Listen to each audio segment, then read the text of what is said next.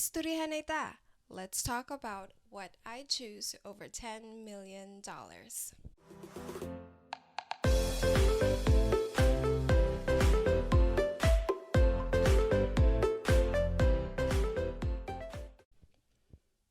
I got this deck of cards, Icebreaker Deeper Talk, and it contains 150 questions with 6 different categories: self awareness, exposed, beliefs, dreams, courage, and life lessons. It's meant to be a tool to bring you and other people's relationship closer, to create a lasting and more impactful connection, either by one on one or a group discussion.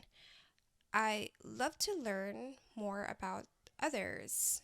However, not a lot of people are willing to be intimate and vulnerable with their thoughts and feelings, which I understand.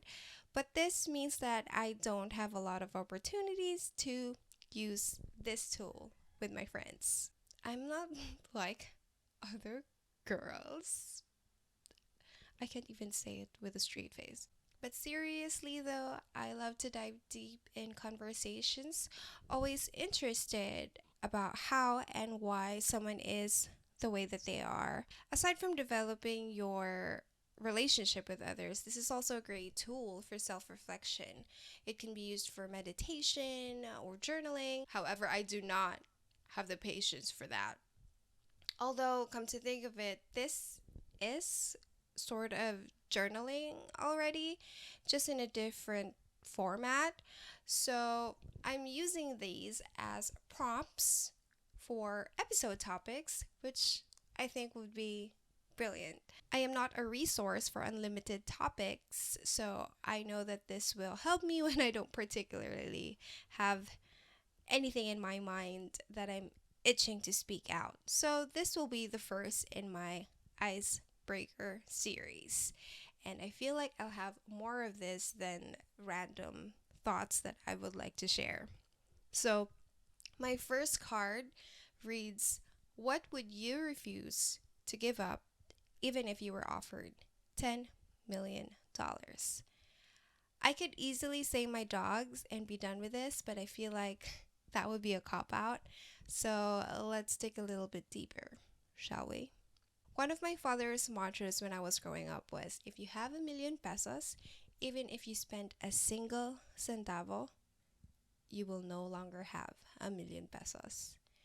It's a very Captain Obvious statement, but it comes from a scarcity mindset, which I feel to be really strange because although I was dubbed as the spoiled sibling in the family, I never really got everything that I asked for or wanted, but I also never had to worry about food on the table, the next meal, or if I had anything to snack on, or if my water or electricity would stay on, or even if I could take my tests due to tuition fees. So, yes, growing up, it felt really strange to me that, as far as I know, we were doing okay financially, but my father still led our family as if we didn't have enough.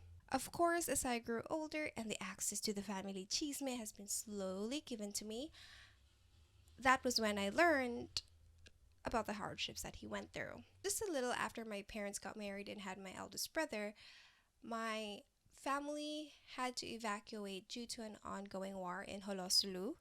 My family separated, and I still don't understand how they could have found each other after everything. I mean, sure, there were telegrams, and no, not the actual telegrams, but I still can't wrap my head around everything. But anyway, my father and his brothers went back to Holosulu and rebuilt their lives using a bucket of cash that my father thought to bring with him in the middle of a fucking war. His foresight and anxiety has saved him in more ways than this, I would assume, so I will forever be grateful, I guess, with how that has somehow passed on to me. Am I grateful? Another thing for another day. I understood how everything was already set for my family, but then everything changed when the Fire Nation attacked. I'm sorry, I couldn't resist the Avatar The Last Airbender reference. But yes, his scarcity mindset was valid, knowing how his life was turned upside down. And then he just had his firstborn son, and he, of course, needed to provide for his family. So it may come as a shock that although I have anxieties about current and future financial stability, thanks, Dad, that when I pulled out the card, I immediately knew my answer: something money that could never buy. Genuine happiness. I could and would never give that up for any amount of money. Granted, I feel like that's a cop out answer as it's very all encompassing. I know I wouldn't be genuinely happy if I had to worry about expenses. I don't need $10 million to survive, but I would need some amount of money to be able to.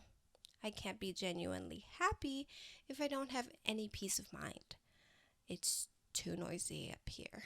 So, being able to quiet that down is priceless. And honestly, enjoying life to the best of my abilities.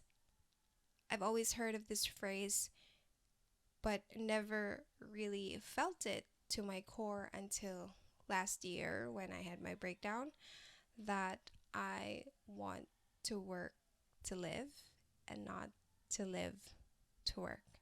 I want to be able to enjoy my life, explore hobbies, build relationships, relax, and rest. So that's what I would choose. What would you refuse to give up even if you were offered $10 million?